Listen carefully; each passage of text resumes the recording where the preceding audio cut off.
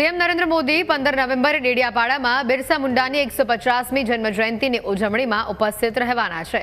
સવારે સુરત એરપોર્ટ પહોંચી હેલિકોપ્ટર મારફતે દેવમોગરા માતાજીના દર્શને તેઓ પહોંચશે અને ત્યાં રોડ શો કરશે। બિરસા મુંડાની પ્રતિમાને પુષ્પાંજલિ અર્પણ કરી સભાને સંબોધશે। ભરૂચના સાંસદ મનસુખ વસાવાએ કહ્યું છે કે દેવમોગરા મંદિરે પીએમ મોદી પ્રથમવાર નથી આવતા।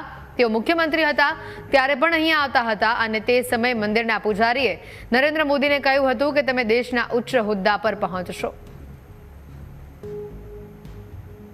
આદિવાસી ગૌરવ દિવસ ઉજવવાનો મુખ્ય ઉદ્દેશ્ય એ છે કે આદિવાસીઓમાં આવા કાર્યક્રમો કરવાથી આદિવાસીઓમાં એક જાગૃતિ આવે ને સરકારની જે અલગ અલગ રાજ્ય સરકારની ભારત સરકારની જે કલ્યાણકારી યોજના છે, અનેક કલ્યાણકારી યોજના છે, એ યોજનાઓને લોકો સમજે।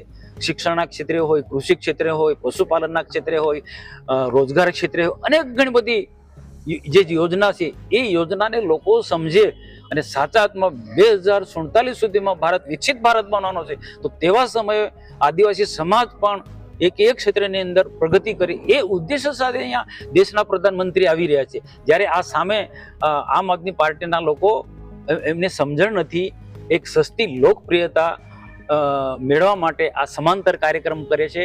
ખરેખર હું આને સખત શબ્દમાં વળખી કાઢું છું। આદિવાસી સમાજને ગેરમાર્ગે દોરવા માટે આમ આદમી પાર્ટીના લોકો આ પ્રકારનું કૃત્ય કરી રહ્યા છે। ભગવાન બિરસા મુંડાની 150મી જન્મ જયંતિની ધામધૂમથી ઉજવણી આ વર્ષે કરવામાં આવી રહી છે। ખાસ કરીને ડેડિયાપાડાની વાત કરીએ તો આ ડેડિયાપાડા ખાતે પ્રધાનમંત્રી નરેન્દ્ર મોદી અહીંયા આવવાના છે અને આ વર્ષે 150મી જન્મ જયંતિ છે જે દેશભરમાં ઉજવી રહી છે અને જેને કારણે અહીંયા જે ડેડિયાપાડા જે આદિવાસી વિસ્તાર ગણાય છે અને મોટું હબ છે આદિવાસી વિસ્તારનું, એને કારણે અહીંયા મોદીજી અહીંયા આવી રહ્યા છે અને 15મી તારીખે સવારે 8 વાગે અહીંયા આવવાના છે અને આ જે વિશાળ ડોમ તમે જોઈ રહ્યા છો જનમેદનીને સંબોધવામાં આવશે અને એ બેસી શકે એવી વ્યવસ્થાઓ કરવામાં આવી છે। 30 થી 35 એલઈડીઓ લગાવવામાં આવી છે અને આજુબાજુના 2 ડોમ બનાવી અને એટલું મોટું વિશાળ ડોમ બનાવવામાં આવ્યું છે। પ્રધાનમંત્રીની વાત કરીએ તો પ્રધાનમંત્રી જે સુરત ઉતરશે, સુરતથી સીધા ડેડિયાપાડા હેલિકોપ્ટર દ્વારા આવશે। પ્રવેશ દ્વાર પર 3 હેલિપેડ બનાવવામાં આવ્યા છે ને ત્યાં ઉતરાણ કરી અને ત્યાંથી સીધા જે આદિવાસીની કુળદેવી છે દેવમોગરા માતા ના મંદિરે દર્શન કરવા જશે અને દર્શન કરીને સીધા તેઓ રોડ શો કરતા અહીંયા ડોમ પર આવશે। હાલમાં તડામાર તૈયારીઓ બધી ચાલી રહી છે, રિહર્સલ ચાલી રહ્યા છે અને અહીંયા લગભગ આદિવાસી વિસ્તારના જે રાજ્યો છે એ રાજ્યોના મુખ્યમંત્રીઓ પણ એમની સાથે આવશે।